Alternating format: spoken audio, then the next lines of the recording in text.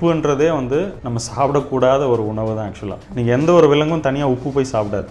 எறும்பு கூட நீங்கள் உப்பு இருந்ததுன்னா உப்பு தள்ளி போகும். ஸோ உப்புன்றது இயற்கையாக இப்போ தேங்காயில் இல்லை கீரையில் அந்த ஃப்ரெஷ் வெஜிடபிள்ஸில் சமைக்காத உணவு அத்தனையிலையுமே உப்பு இருக்குது. ஸோ நம்ம உணவு சமைக்கிறதுனால கொஞ்சம் உப்பு தேவைப்படுது. ஸோ அந்த உப்பை வந்து ராக் சால்ட், பிங்க் சால்ட் அதை வந்து எடுத்தாலே நல்லது. ஸோ அது நமக்கு அயோடைஸ்டு உப்பு அவசியமே கிடையாது. இந்தியன்ஸ் யாருக்கும் அயோடின் டிஃபிஷியன்சியும் கிடையாது. நம்ம காய்கறிகளில் நிறைய இருக்குது. ஸோ அயோடைஸ்டு உப்பு வேண்டாம். இந்து உப்பு எப்போவுமே பெஸ்ட்டு. டீ காஃபி குடிக்கலாமா? டீ காஃபி வந்து பார்த்திங்கன்னா இப்போ நிறைய அது பெஸ்டிசைட்ஸ் யூஸ் பண்ணுறாங்க. அதை பயிர் பண்ணுற இடத்துல நம்ம போய் பார்த்தோம்னா அவ்வளோ கெமிக்கல்ஸ் வந்து அதை யூஸ் பண்ணி தான் அதை பண்ணிகிட்ருக்காங்க. ஸோ அதனால் பெஸ்ட்டு அவாய்ட் பண்ணுறது நல்லது. அந்த டீ ஜென்ரலாக ஆர்கானிக்காக இருந்தால் அது நல்லது தான். பட் அது பாலோட மிக்ஸ் ஆகக்கூடாது. டீ வந்து பார்த்திங்கன்னா டீயில் வந்து ஆன்டி ஆக்சிடென்ட்ஸ் அதிகமாக இருக்குது. பட் அந்த ஆன்டி ஆக்சிடென்ட்டு பாலோட மிக்ஸ் ஆகக்கூடாது. சார் ரெண்டும் மிக்ஸ் ஆகும்போது அது விஷத்தன்மை வந்து கிடைக்கும் அதுக்கு. அதனால் க்ரீன் டீ, பிளாக் டீ அந்த மாதிரி ஆர்கானிக் கிடைச்சா குடிக்கலாம். ஹெர்பல் டீஸ் பார்த்திங்கன்னா இஞ்சி, அப்புறம் தனியா போட்டு, மிளகு, அது மாதிரிலாம் நம்ம இப்போ நிறைய வந்துட்டுருக்கு. ஸோ அந்த மாதிரி இது சாப்பிட்டா அதுவே போதும் நமக்கு. இப்போ சர்வசாதாரணமாக வந்து பார்க்கப்படுற நோய் வந்து சர்க்கரை வியாதி தான். ஸோ அதுக்கு வந்து இயற்கை மருத்துவத்து மூலமாக சரி பண்ண முடியுமா?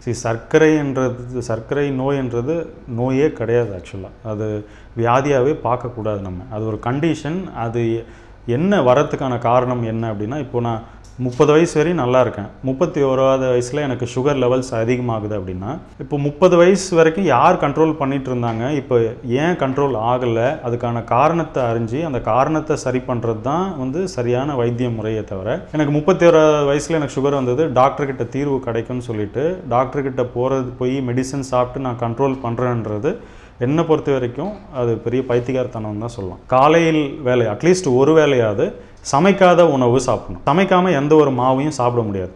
ஸோ தேங்காய் சாப்பிட்லாம், பேரிச்சம்பழம் சாப்பிட்லாம், பழங்கள் எடுத்துக்கலாம், முளைக்கட்டின பயிர் சாப்பிட்லாம். பசி இல்லாத நம்ம சாப்பிட்ற ஒவ்வொரு உணவும் விஷம்தான். இது திருவள்ளுவரே வந்து அழகாக ஒரு குறளில் சொல்லியிருக்கார். மருந்தென வேண்டாவாம் யாக்கைக்கு அருந்தியது அற்றது போற்றி உணின் அப்படின்னு. இப்போ சின்ன குறளில் உடல் பருமன், சுகர், பிபி, தைராய்டு அத்தனைக்கும் மருந்து இந்த ஒரு குறல்லே அடங்கிடும். ஸோ மக்களை வந்து பயமுறுத்துகிற இன்னொரு விஷயம் வந்து தேங்காயில் வந்து நிறைய கொழுப்பு இருக்குன்றதுனால ஹார்ட் டிசீஸ் வந்துடும் அப்படின்ற மாதிரி சொல்கிறாங்க. தேங்காயில் வந்து நல்ல கொழுப்பு இருக்குது, கொலஸ்ட்ரால்ன்றது கிடையாது. ஸோ இப்போ கொலஸ்ட்ரால்ன்றது எங்கே உற்பத்தி ஆகும் அப்படின்னா, லிவர் என்ற ஒரு உறுப்பில் மட்டும்தான் வந்து கொலஸ்ட்ரால் உற்பத்தி ஆகும். இப்போ நமக்கு லிவர் இருக்குது, நம்ம உடம்புல வந்து நீங்கள் கொழுப்பு சத்துலனாலும் அது கொலஸ்ட்ரால் வந்து உற்பத்தி பண்ணிகிட்டே இருக்கு. ஆடு, மாடு, கோழி எல்லா விலங்குக்கும் லிவர் இருக்குது. அதனோட லிவர் வந்து கொலஸ்ட்ரால் ப்ரொடியூஸ் பண்ணிகிட்டே இருக்கும். ஸோ இப்போது லிவர் எங்கே இருக்கோ அங்கே தான் கொலஸ்ட்ரால் இருக்குது. அப்போது தென்னை மரத்துக்கு வந்து லிவர் கிடையாது. அதனால் அதில் வந்து நல்ல கொழுப்பு தான் இருக்குது, கொலஸ்ட்ரால்ன்றது கிடையாது. நம்ம பயப்பட வேண்டிய தேவையே இல்லை. தேங்காய் சாப்பிட கொலஸ்ட்ரால் குறையும். ஸோ அதில் இருக்கிற நல்ல கொழுப்பு லெசித்தின், ஆர்ஜினின் அப்படின்ற ஒரு நல்ல கெமிக்கல் காம்பவுண்ட்ஸ் இருக்குது. அது வந்து ஜென்ரலாகவே கொலஸ்ட்ரால் ஆகட்டும், கெட்ட கொழுப்பை குறைக்கக்கூடிய தன்மை வந்து அதில் இருக்குது.